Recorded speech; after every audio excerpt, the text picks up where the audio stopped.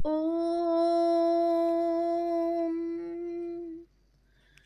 स्थापकाय च धर्मस्य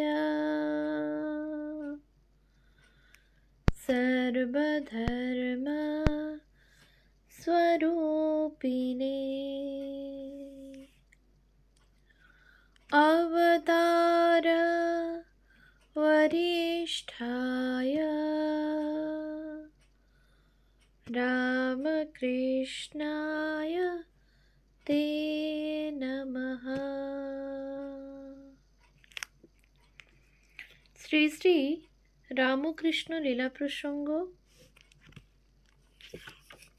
প্রথম ভাগ, পূর্বকথা ও বাল্যজীবন, সাধকভাব ও গুরুভাব পূর্বার্ধ। পূজনীয় স্বামী শারদানন্দজি মহারাজের রচনা। পৃষ্ঠা সংখ্যা ৯৮।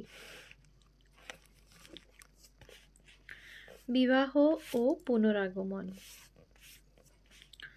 কামারপুকুরের পশ্চিম ও উত্তর পূর্ব প্রান্তদ্বয়ে অবস্থিত ভূতির খাল এবং বুধুই মোড়ল নামক শ্মশানদ্বয়ে দিবা ও রাত্রের অনেক ভাগ তিনি একাকী অতিবাহিত করিতেন।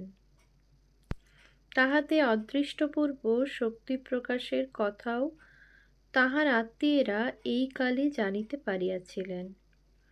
ইহাদিগের নিকটে শুনিয়াছি, পূর্বোক্ত শ্মশানদ্বয়ে অবস্থিত শিবা এবং উপদেবতাদিগকে তিনি এই সময়ে মধ্যে মধ্যে বলি প্রদান করিতেন।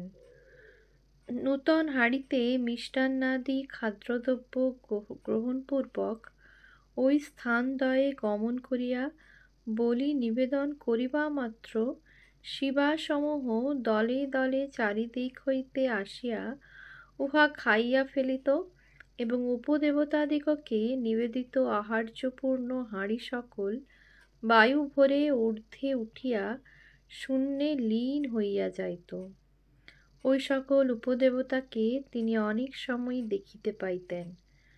রাত্রি দ্বিপ্রহর অতীত হইলেও কনিষ্ঠকে কোনো কোনো দিন গৃহে ফিরিতে না দেখিয়া ঠাকুরের মধ্যম অগ্রজ শ্রীযুত রামেশ্বর শ্মশানের নিকটে যাইয়া ভ্রাতার নাম ধরিয়া উচ্চৈঃস্বরে ডাকিতে থাকিতেন। ঠাকুর উহাতে তাহাকে সতর্ক করিয়া দিবার জন্য উচ্চকণ্ঠে বলিতেন, যাচ্ছি গো দাদা, তুমি এদিকে আর অগ্রসর হইও না, তাহা হইলে ইহারা উপদেবতারা তোমার অপকার করিবে। ভূতির খালের পার্শ্বস্থ শ্মশানে তিনি এই সময়ে একটি বিল্ববৃক্ষ স্বহস্তে রোপণ করিয়াছিলেন এবং শ্মশান মধ্যে যে প্রাচীন অশ্বত্থ বৃক্ষ ছিল তাহার তলে বসিয়া অনেক সময় জপ ধ্যানে অতিবাহিত করিতেন। ঠাকুরের আত্মীয়বর্গের ওই সকল কথাই বুঝিতে পারা যায়। জগদম্বার দর্শন লালসায় তিনি ইতঃপূর্বে যে বিষম অভাব প্রাণে অনুভব করিয়াছিলেন, তাহা কতকগুলি অপূর্ব দর্শন ও উপলব্ধির দ্বারা এই সময়ে প্রশমিত হইয়াছিল। তাহার এই কালের জীবন আলোচনা করিয়া মনে হয়, শ্রী শ্রী জগদম্বার অসি মুণ্ডধরা বরাভয় করা সাধকানুগ্রহকারিণী চিন্ময়ী মূর্তির দর্শন তিনি এখন প্রায় সর্বদা লাভ করিতেছিলেন এবং তাহাকে যখন যাহা প্রশ্ন করিতেছিলেন তাহার উত্তর পাইয়া তদনুযায়ী নিজ জীবন চালিত করিতেছিলেন। মনে হয় এখন হইতে তাহার প্রাণে দৃঢ় ধারণা হইয়াছিল, শ্রী শ্রী জগন্মাতার বাধামাত্র শূন্য নিরন্তর দর্শন তাহার ভাগ্যে অচিরে উপস্থিত হইবে। ওই কালে ঠাকুরের যোগ বিভূতির কথা। ভবিষ্যৎ দর্শনরূপ বিভূতির প্রকাশও এই কালে ঠাকুরের জীবনে দেখিতে পাওয়া যায়। হৃদয়রাম এবং কামারপুকুর ও জয়রামবাটির অনেকে ওই বিষয়ে সাক্ষ্য প্রদান করিয়াছেন। ঠাকুরের শ্রীমুখে আমরা ওই কথার ইঙ্গিত কখনো কখনো পাইয়াছি। নিম্নলিখিত ঘটনাবলী হইতে পাঠক উহা বুঝিতে পারিবেন।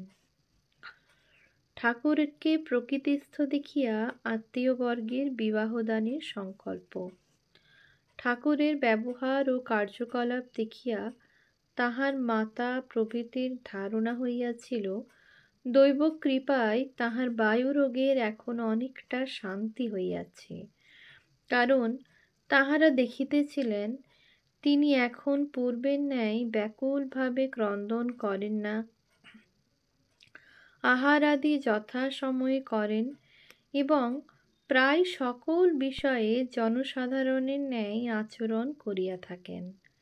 সর্বদা ঠাকুর দেবতা লইয়া থাকা, শ্মশানে বিচরণ করা, পরিধেয় বসন ত্যাগপূর্বক কখনো কখনো ধ্যান পূজাদির অনুষ্ঠান এবং ওই বিষয়ে কাহারও নিষেধ না মানা প্রভৃতি কয়েকটি ব্যবহার অনন্য সাধারণ হইলেও তিনি চিরকাল করিতেন বলিয়া ওই সকলে তাহারা বায়ুরোগের পরিচয় পাইবার কারণ দেখেন নাই।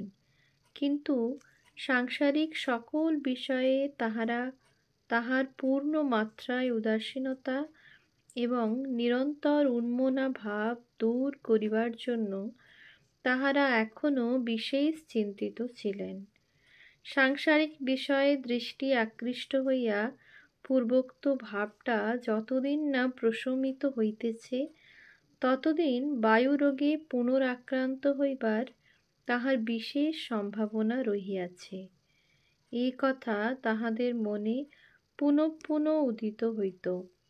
উহার হস্ত হইতে তাহাকে রক্ষা করিবার জন্য ঠাকুরের স্নেহময়ী মাতা ও অগ্রজ এখন উপযুক্ত পাত্রী দেখিয়া তাহার বিবাহ দিবার পরামর্শ স্থির করিলেন। কারণ সদ্বংশীয়া সুশীলা স্ত্রীর প্রতি ভালোবাসা পড়িলে তাহার মন নানা বিষয়ে সঞ্চরণ না করিয়া নিজ সাংসারিক অবস্থার উন্নতি সাধনেই রত থাকিবে। গদাধরের বিবাহে সম্মতি দানের কথা। গদাধর জানিতে পারিলে পাছে ওজর আপত্তি করে, এজন্য মাতা ও পুত্রের পূর্বোক্ত পরামর্শ অন্তরালে হইয়াছিল। চতুর গদাধর কিন্তু ওই বিষয় জানিতে অধিক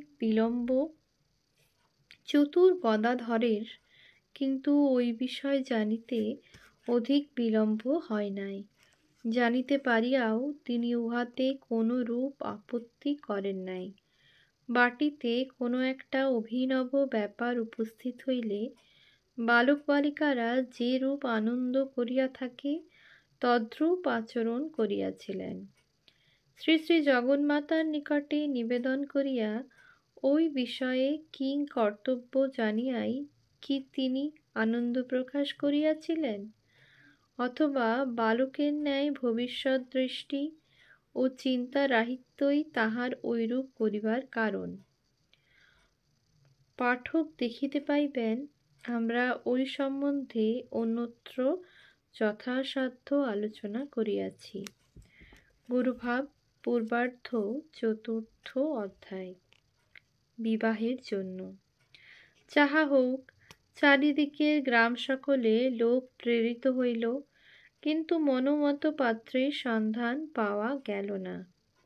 যে কয়েকটি পাওয়া গেল তাদের পিতামাতা অত্যধিক পণ যাজ্ঞা করায় রামেশ্বর ওই সকল স্থানে ভ্রাতার বিবাহ দিতে সাহস করিলেন না। ওইরূপে বহু অনুসন্ধানেও পাত্রী মিলিতেছে না দেখিয়া চন্দ্রাদেবী ও রামেশ্বর যখন নিতান্ত বিরস ও চিন্তামগ্ন হইয়াছেন তখন ভাবাবিষ্ট হইয়া গদাধর এক দিবস তাহাদিগকে বলিয়াছিলেন, অন্যত্র অনুসন্ধান বৃথা। জয়রামবাটি গ্রামের শ্রী রামচন্দ্র মুখোপাধ্যায়ের বাটিতে বিবাহের পাত্রী কুটা বাঁধা হইয়া রক্ষিতা আছে।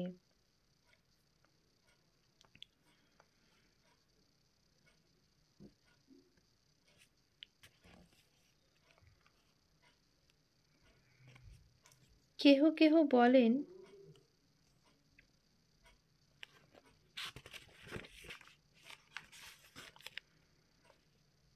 বিবাহ। ওই কথায় বিশ্বাস না করিলেও ঠাকুরের মাতা ও ভ্রাতা ওই স্থানে অনুসন্ধান করিতে লোক প্রেরণ করিলেন। লোক যাইয়া সংবাদ আনিল, অন্য সকল বিষয়ে যাহা হোক, পাত্রী কিন্তু নিতান্ত বালিকা, বয়স ৫ম বর্ষ উত্তীর্ণ হইয়াছে। ঐরূপ অপ্রত্যাশিতভাবে সন্ধান লাভে চন্দ্রাদেবী ওই স্থানেই পুত্রের বিবাহ দিতে স্বীকৃতা হইলেন এবং অল্প দিনেই সকল বিষয়ের কথাবার্তা স্থির হইয়া গেল।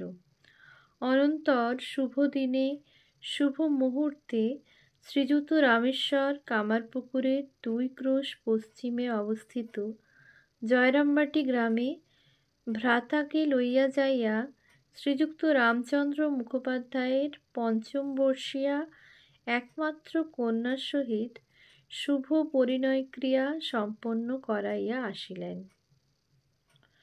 বিবাহে ৩০০ টাকা পণ লাগিল। তখন সন ১২৬৬ সালের বৈশাখ মাসের শেষ ভাগ এবং ঠাকুর চতুর্বিংশতি বর্ষে পদার্পণ করিয়াছেন। বিবাহের পরে শ্রীমতী চন্দ্রমণি এবং ঠাকুরের আচরণ। গদাধরের বিবাহ দিয়া শ্রীমতী চন্দ্রমণি অনেকটা নিশ্চিন্তা হইয়াছিলেন। বিবাহ বিষয়ে তাহার নিয়োগ পুত্রকে সম্পন্ন করিতে দেখিয়া তিনি ভাবিয়াছিলেন, দেবতা এতদিনে মুখ তুলিয়া চাহিয়াছেন। উন্মনা পুত্র গৃহে ফিরিল, সদ্বংশীয়া পাত্রী জুটিল, অর্থের অনটনও অচিন্তনীয়ভাবে পূর্ণ হইল। অতএব দৈব অনুকূল নহেন, এ কথা আর কেমন করিয়া বলা যাইতে পারে? সুতরাং সরল হৃদয়া ধর্মপরায়ণা চন্দ্রাদেবী যে এখন কথঞ্চিৎ সুখী হইয়াছিলেন, এ কথা আমরা বলিতে পারি। কিন্তু বৈবাহিকের মনস্তুষ্টি ও বাহিরের সম্ভ্রম রক্ষা করিবার জন্য জমিদার বন্ধু লাহাবাবুদের বাটি হইতে যে গহনাগুলি চাহিয়া বধূকে বিবাহের দিনে সাজাইয়া আনিয়াছিলেন, কয়েকদিন পরে ওইগুলি ফিরাইয়া দিবার সময় যখন উপস্থিত হইল, তখন তিনি যে আবার নিজ সংসারের দারিদ্র চিন্তায় অভিভূতা হইয়াছিলেন, ইহাও স্পষ্ট বুঝিতে পারা যায়। নববধূকে তিনি বিবাহের দিন হইতে আপনার করিয়া লইয়াছিলেন। বালিকার অঙ্গ হইতে অলঙ্কারগুলি তিনি কোন প্রাণে খুলিয়া লইবেন, এই চিন্তায় বৃদ্ধার চক্ষু এখন জলপূর্ণ হইয়াছিল। অন্তরের কথা তিনি কাহাকেও না বলিলেও গদাধরের উহা বুঝিতে বিলম্ব হয় নাই। তিনি মাতাকে শান্ত করিয়া নিদ্রিতা বধূর অঙ্গ হইতে গহনাগুলি এমন কৌশলে খুলিয়া লইয়াছিলেন যে বালিকা উহা কিছুই জানিতে পারে নাই।